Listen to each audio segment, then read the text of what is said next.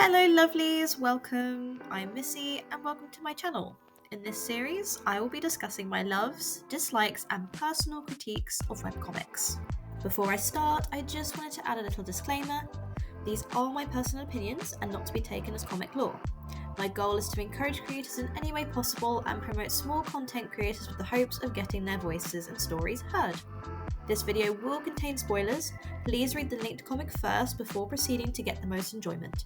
This is an ongoing story, so by the time of release there are likely new chapters and developments not discussed in this video. Now, let's move on to today's comic. To start off this series, we have The Poisonous Piece by Lord of the Decaff. The piece I'm working on today is our beloved star-crossed lovers Rogue Teagan and gentle King Colum. This comic sits nicely between the romance and fantasy genre, following Teagan, a dashing rogue, assassin, and infinite tease, sent on a mission to a southern kingdom called Khidiff, or, as I lovingly refer to it as, Scotland.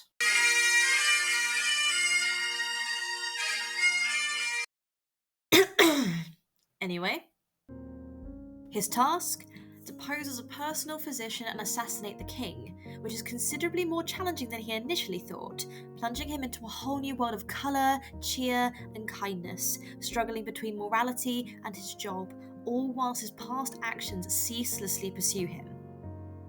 The story starts off strong, providing us with a prophecy about the reincarnation of a woman with a loyal and gentle heart, destined to become a queen and, alongside her king, will bring about the 5 necessary pieces to stop a dark creature from arising and devouring the world. That's when our boy Teagan comes in to be the ultimate prophecy cuck, and we love that for him. Right from the get-go, the setting is established for our starting town of Rock, a cold, grey and moody place heavily reinforced through the use of the black and grey colour palette. Taken through a lavish and intricate scene, layered with countless objects illustrating obscene amounts of wealth. I can fully admire the amount of time it must have taken to compose and arrange all of the pieces, while still making it cohesive. All whilst drawing our eyes to the brilliant red of fine wine. In this scene, we are introduced to our leading man, Teagan, alongside his companion Evla. Teagan demands and commands the audience's attention, and by damn, did he get it. I want you all to admire this piece because it goes so damn hard. That pop of red in his eyes, alongside his horn silhouette, immediately tells us what this guy is about. Or does it? The opening gives us a big insight to the conflict within Teagan's character. He's an assassin, a poisoner, and has the incredible skill to mix a very potent concoction. It would be safe to assume that he is extremely calculating and unfeeling. This is the place I would least expect to have a moment of vulnerability, yet Teagan stands on the stage and looks very alone, and his whole mood drops at the knowledge that his poison had not only killed the intended targets, but also taken the life of a young girl. A brief show of weakness that is very quickly picked up upon by Evla, and she does not share his sentiment. I will admit personal bias. I am a huge sucker for this style of character. A rogue, flirt, and he has a dark past that causes internal conflict. Sign me right up. I want to have a quick discussion on Evla. She clearly has affection towards Teagan, and also, something I found very interesting about their first major interaction is her saying that Teagan promised her his death, something she is very keen to remind him of. I feel that this adds a nice little detail, as I interpret this to be that she considers it a great honour, and death is more of a gift than a bitter end. Reinforced later when she decides to practice with a rat, putting it to rest.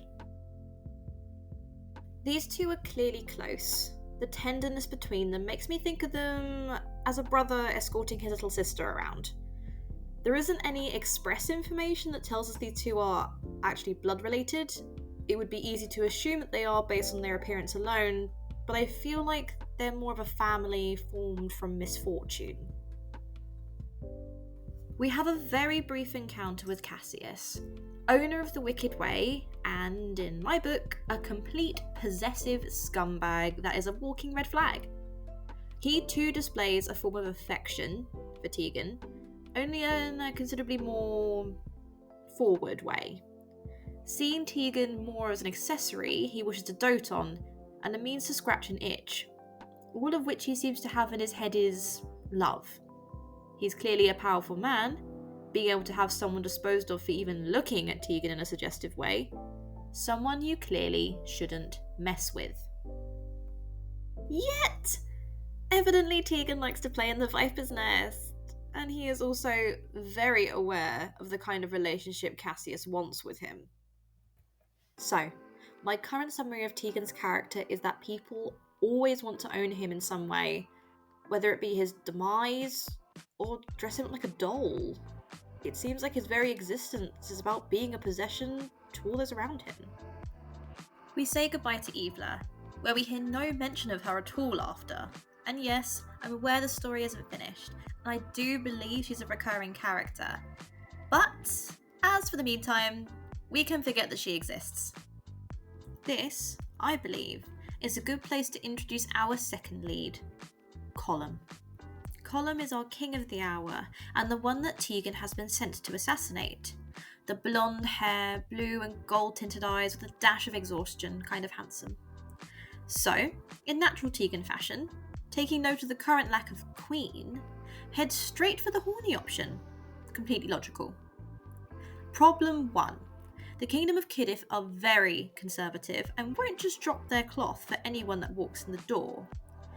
Problem 2. Being this utter Chad. Now, introducing the capital city of the south, Khidiff. Time to gush, because the transition from grey to full colour here is just utterly gorgeous. The use of a warm palette really emphasises the welcoming atmosphere, reinforced by the background details of dancing and flowers thrown everywhere, and the only red in sight being Teagan's hair, which we can now see in all its glory. I do like me some symbolism. Now, I think the best way to summarise the love interest's introduction, a complete and utter disaster. Something Teagan himself notes, but hey, he looked damn good doing it.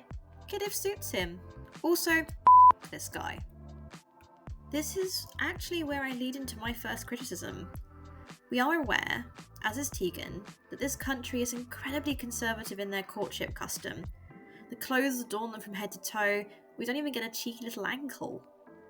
Yet, Teagan goes straight to making suggestive comments nonetheless, advances Colum is very much aware of. I feel like this could be interpreted in a few ways. One, Teagan really doesn't know how to adapt, yet he's proven himself more than capable of taking out an entire room of people, both being a distraction and expert alchemist, which I feel could contradict that. 2, he really doesn't see himself as anything more than an object to be desired.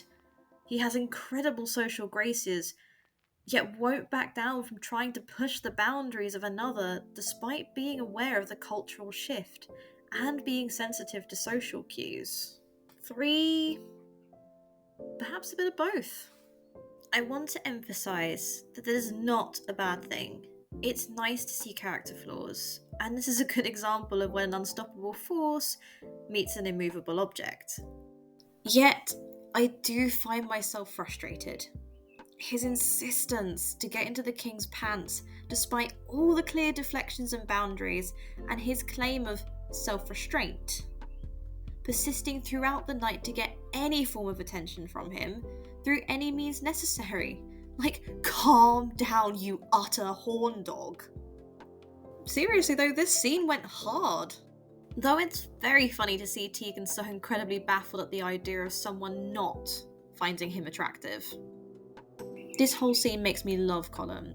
He has the air of, this isn't my first rodeo, flaunting his intelligence over Teagan, especially with the story of the fox and the chickens. It's a brilliant character introduction, and it shows that he's unlike any other target Teagan may have had in the past where bedding is the easiest option. And, after all of that, Teagan still only considers seduction, not becoming a trusted friend or forming any other kind of bond with Colum. No, only sexual attraction. And it frustrates me. My dude, please think outside of your pants. I realise it's a really good tool. It is a completely valid technique, but there are other things besides that. Though I state this as being a criticism, it honestly just makes me more excited to see where Teagan as a character goes. I truly believe he sees himself as nothing more than an object to be desired, and heck, he hasn't had any evidence to the contrary. I'm looking forward to seeing how he grows. After diving through an immeasurable amount of kingly medical history, showing his pure determination, spite, we are gifted with this iconic masterpiece. And a smile that butter wouldn't melt. Whilst this chapter clearly shows Teagan's determination, I feel like it also makes Teagan appear unprofessional.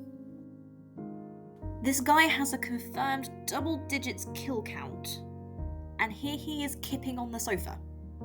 I can't blame the man, he trawled through all of this in a matter of days, but I don't know if I'd personally trust a doctor who burst into my doors like a madman after trying to seduce me at a party the previous night and then collapsed on my chair. At the very least, I'd question his professional integrity. Perhaps you could see this as a deliberate act of vulnerability, but I think he honestly just worked himself into the ground. I like these moments. Teagan has seemed so far to be a character that likes being in control, even if it does potentially come at his detriment. It makes these two scenes contrast each other, tipping the power dynamic out of Teagan's favour. It's a sweet moment of development. He had power in Vrock. Here, the opposite is true. Something that drew me to this comic initially was its genre. I'm a massive lover of romance, and throw in fantasy elements and I'll dive right in. But what has kept me on this story is the clear love that has gone into making it. From the gorgeous characters to the stunning costume design. The poisonous piece is a clear labour of love. Also, there is nothing I like more than a slow burn romance with two complete idiots falling for each other. And I'm super excited to see where it'll take them. A big thank you to everyone that has made it to the end of the video. If you liked what you saw, then maybe consider slamming that like button and subscribing for more. Also, a massive thank you to all of the Decaff for letting me do a video on their beautiful comic. Please go and support this comic, you will not regret it. All of the author's socials are linked below and shown on screen. Thank you again so much for watching, hope to see you next time, bye!